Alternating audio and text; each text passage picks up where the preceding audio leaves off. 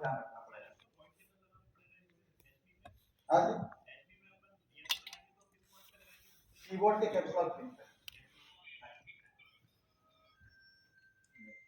अब ये बात निकली है तो थोड़ा सा मैं यहाँ बता दूँ कि जो स्लो फास्ट की रीडिंग है इसमें एचपी ने जो फॉल्ट बता रखे हैं कि 2 बार स्लो 2 बार फास्ट हो तो बायस है।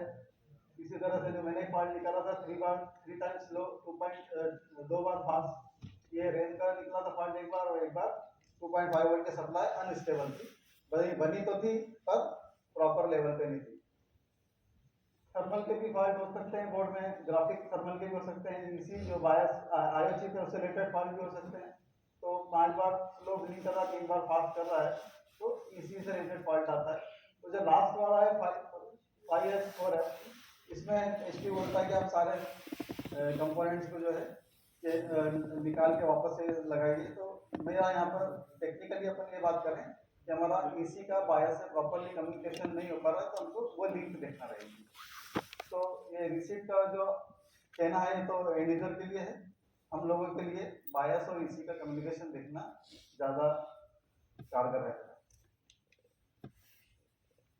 कई बार सब क्या होता है कि हम लोग है ना लेन आईसी ऑडियो आईसी को निकाल के बाहर रख देते हैं कि यार ये तो दिक्कत दे रहा है, बोर्ड रीसेट नहीं हो पा रहा है, जो भी इशू हमारे दिमाग में आता है वो लगता है।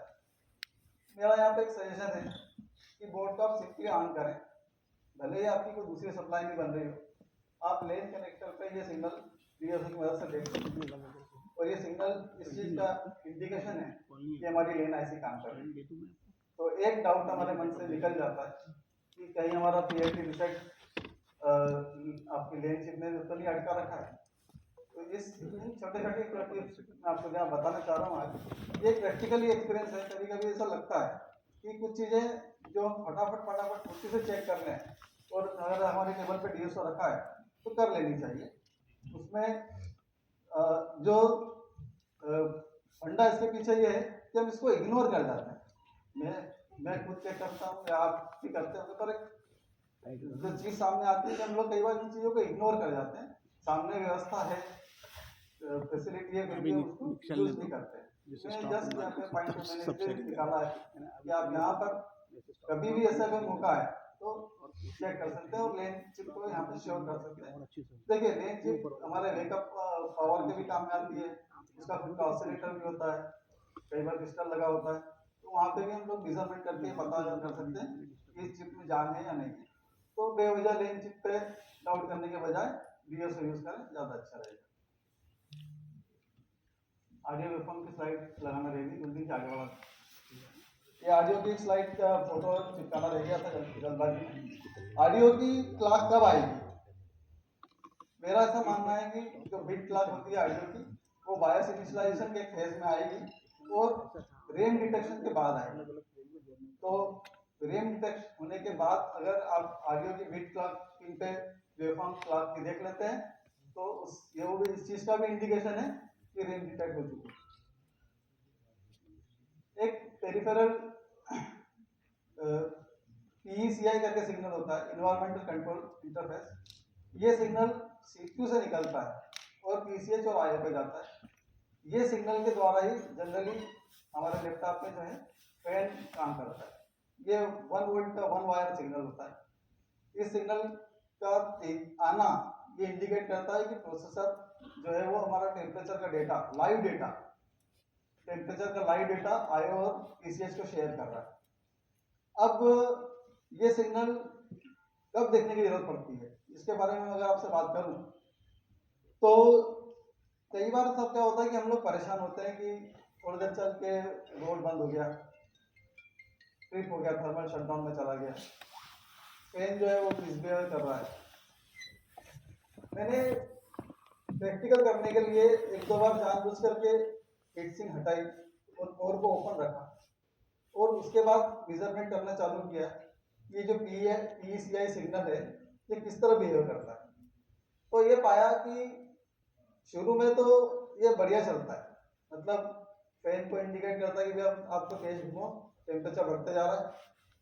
थोड़ी देर बाद में जब मेरा प्रोसेसर हॉट हो जाता है और थर्मल ट्रिप की कगार पे पहुंच जाता है, तब ये सिग्नल आना बंद कर देता है।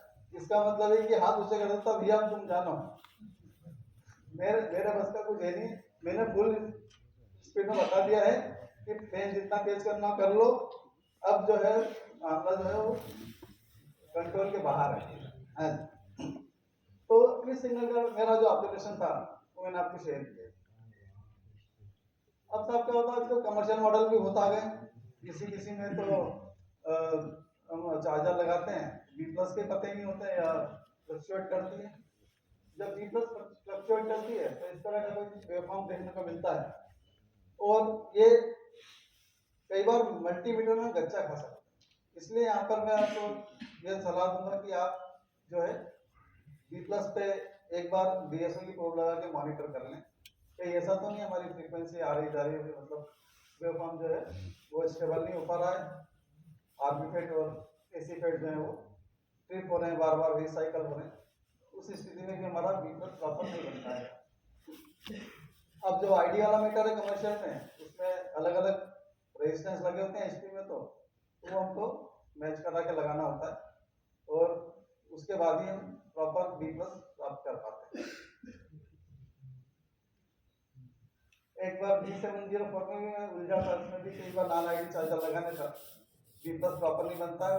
इस तरह की बी प्लस में वेवफॉर्म देखने को मिलती है। अब सब थोड़ी सी बात में कन्वर्टर्स की करता हूँ।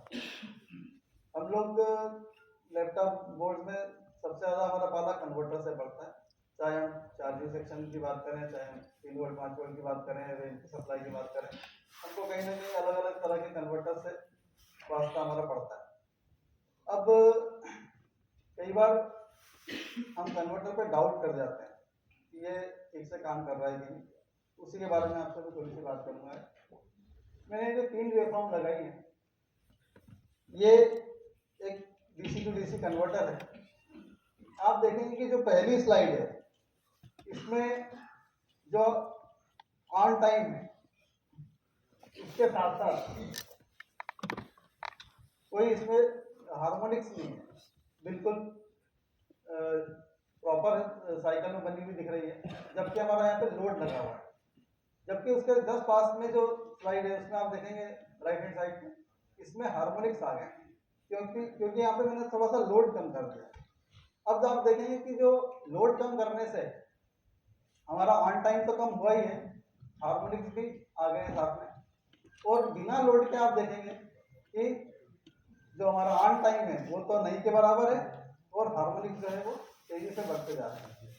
अब ये मैंने स्लाइड इसलिए लगाई है कि कई बार जब हम बैटरी चार्जिंग के केस में उलझते हैं, जहाँ पे बैटरी डिटेक्ट की लाइट आ जाती है, चार्जिंग स्टार्ट होने की इंडिकेशन मिल जाती है हमको, एम्पियर हमारा जो पीएसयू का थोड़ा सा बढ़ने लगता है, 160 मिली एम्पियर आ गया, 200 मिली एम्पियर आ गया, फिर हम वेट करने लगते हैं कि भाई ये चार्ज क्यों नहीं कर रहा है।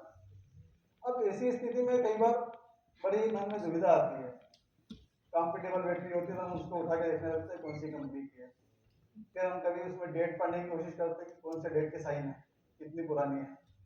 तो यहाँ पे थोड़ा सा डीएसओ आपको हेल्प कर सकता है। आप देखेंगे जो नीचे वाली जो वेवफॉर्म है जिसमें ये हार्मोनिक्स है, ये अगर आपकी चार्जिंग कॉइल के स्विच तरफ, मतलब बैटरी तरफ नहीं, स्विच तरफ, फेस तरफ अगर आप मेजरमेंट लेते हैं तो आपको यहाँ पर इस तरह के कुछ हार्मोनिक्स देखने को मिलेंगे जो इसका इंडिकेशन करते हैं कि कन्वर्टर तो स्टार्ट हुआ है। देखिए साहब, बैटरी चार्जिंग में एसएन बस का डिटेक्ट होना जितना जरूरी है, कन्वर्टर का ऑन होना भी उतना जरूरी है। कन्वर्टर ऑन होगा तो बैटरी को चार्जिंग वोल्टेज मिलेंगे, पावर मिलेगा, और जब हमारा कन्वर्टर स्टार्ट हो गया है तो फिर हमको ये दिमाग में आता है कि भाई बैटरी क्यों नहीं पावर ले रही, क्यों नहीं एम्पियर ड्रा कर रही है। तो एक तो हम उसका थोड़ा सा एम्पलीट्यूड देखेंगे, वोल्टेज जितना हमारे बैटरी के पैक के वोल्टेज है उससे भी ज्यादा बन रहे हैं कि नहीं बन रहे हैं वो देखेंगे, और थोड़ा सा हम वेवफॉर्म पे भी ध्यान देंगे।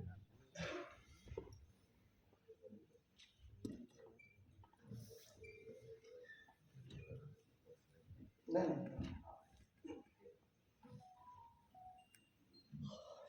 तो देखिए सर, जैसे जैसे हमारा ऑन टाइम बढ़ता जाएगा हमारा वेवफॉर्म भी क्लियर होती जाएगी और हमारा लोड करंट भी बढ़ता जाएगा। तो हमको चार्जिंग में क्या चाहिए, हमारी जो बैटरी है वो अगर जैसे एचपी की बैटरी हम कई बार अच्छी वाली कनेक्ट करते हैं 1.99 एम्पियर ले लिया, बड़ा अच्छा लगता है हमको क्योंकि एम्पियर लेगी, कोई एम्पियर देगी, बैकअप देगी।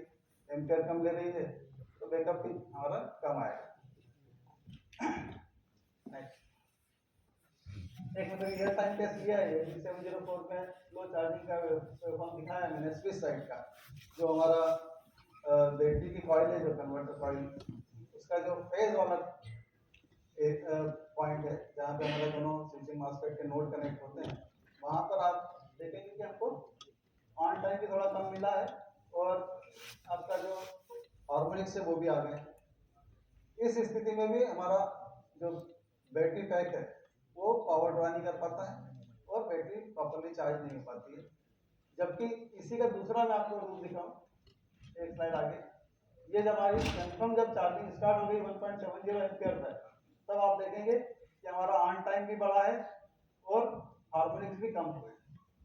तो इस हिसाब से हम यहाँ पर पता लगा सकते हैं और ये जज कर सकते हैं कि हमारी वेवफॉर्म अगर क्लियर है और चार्जिंग का एम्पियर अचीव हो गया है, तो उस हिसाब से एक बैटरी की लाइफ तो नहीं बोलूँगा, बैटरी का कितना बैकअप जाएगा ये आप जज कर सकते हैं। जैसे मैं कई बार देख के बोलता हूँ, एक बैटरी है वो 500 मिली एम्पियर पे चार्ज हो रही है, आधे एम्पियर पे चार्ज हो रही है, तो भैया अपन दुकानदार से पूछ लेते हैं क्यों बैटरी तो 15-20 मिनट वाली है ना? हाँ सर बिल्कुल 15-20 मिनट वाली, क्योंकि एम्पियर लेगी, चार्जिंग होगी तो अपने को पता लगेगा कि ये कुछ बैकअप देगी। जब चार्जिंग वो मिली एम्पियर में ले रही है तो फिर क्या बैकअप दे पाएगी?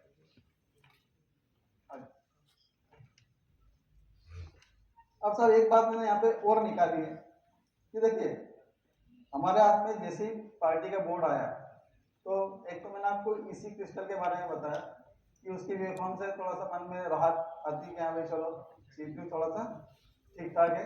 इम्पेडेंस तो देख ही लेते हैं हम लोग वीकॉल वगैरह कॉइल के भी यहाँ पे शॉर्टिंग तो नहीं है, पर अगर हमने पावर लगाते बराबर, अडाप्टर इंसर्ट करते बराबर अगर हमने बैटरी एसएम बस की पल्स देखी, तो यहाँ पे हम 2-3 चीजों का क्लियर इंडिकेशन ले लेते हैं। पहला तो ये कि जैसे आपकी एसएम बस पे वेवफॉर्म आना और चले जाना, मतलब ईसी जो है उसने एसएम बस पे बैटरी डिटेक्शन के लिए वेवफॉर्म आउट की थी। अब बैटरी थी नहीं थी, कम्युनिकेशन हुआ नहीं हुआ, वो अलग मैटर है, पर अगर हमारा एसएम बस पे यहाँ पर कोई फ्रीक्वेंसी का आना और प्रॉपर एम्पलीट्यूड का वेवफॉर्म आना, एम्पलीट्यूड इसलिए बोल रहा हूँ मैं कि कई बार जो वीक चार्जिंग या स्लो चार्जिंग की प्रॉब्लम है वो एसएम बस के एम्पलीट्यूड के कारण आती है। 3 वोल्ट प्रॉपर आ नहीं पा रहे हैं वहाँ पे बस पे, प्रॉपर आईओ से कम्युनिकेट कर नहीं पा रही है, तो ऐसी स्थिति में हम लोग थोड़ा सा कंफ्यूज रहते हैं। तो सबसे पहले मैं आपको ये बता रहा हूँ कि जैसे ही हमने अडाप्टर इंसर्ट किया और हमको एसएम बस पे कोई वेवफॉर्म मिली, तो हमारी 3 वोल्ट एलडीओ, हमारी आईओ और चार्जिंग आईसी का कुछ हिस्सा यहाँ पर ओके है।